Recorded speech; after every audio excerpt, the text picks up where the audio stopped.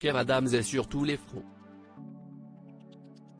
Après une tournée des cinémas dans toute la France pour présenter son dernier film en avant-première et des rodages sur scène pour son prochain spectacle, l'acteur et humoriste était invité ce samedi 12 février dans On est en direct sur France 2 pour présenter Maison de retraite, qu'il a coécrit. L'occasion pour le jeune homme de revenir sur un entretien avec Jean-Paul Belmondo qui l'a beaucoup marqué. Celui-ci avait été premièrement choisi par Kev Adams pour jouer dans son film, mais avait dû refuser. Je ne me sens pas de faire tout ce que vous me demandez. Le jeune acteur a alors raconté ses moments de partage avec Jean-Paul Belmondo pour lui proposer de jouer dans son film.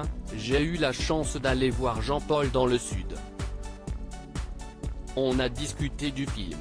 Je lui ai donné le scénario, c'était il y a un peu plus de 2 ans. Il l'avait lu avec beaucoup d'attention. Il m'avait donné rendez-vous à Paris 3 semaines après, a-t-il déclaré. Kev Adams a alors confié que l'acteur avait trouvé son film très bien, très drôle et en même temps plein d'émotions, mais qu'il avait été contraint de refuser le rôle qui a finalement été attribué à Gérard Depardieu à cause de sa santé. L'humoriste a ainsi cité ce que Jean-Paul Belmondo lui avait répondu: « Je ne me sens pas de faire tout ce que vous me demandez ». Kev Adams a alors avoué que le rôle de Lino Vartan était assez physique, en réalité. Celui qui a tourné Fiston aux côtés de Franck Dubosc a néanmoins gardé de très bons souvenirs de cet entretien puisque Jean-Paul Belmondo l'a fortement complimenté et félicité au sujet du film. Il m'a dit: « J'ai besoin de vous poser une question, les yeux dans les yeux. Je me rappelle, j'étais à table avec lui et il m'a dit: est-ce que c'est vraiment vous qui avez écrit ce script ?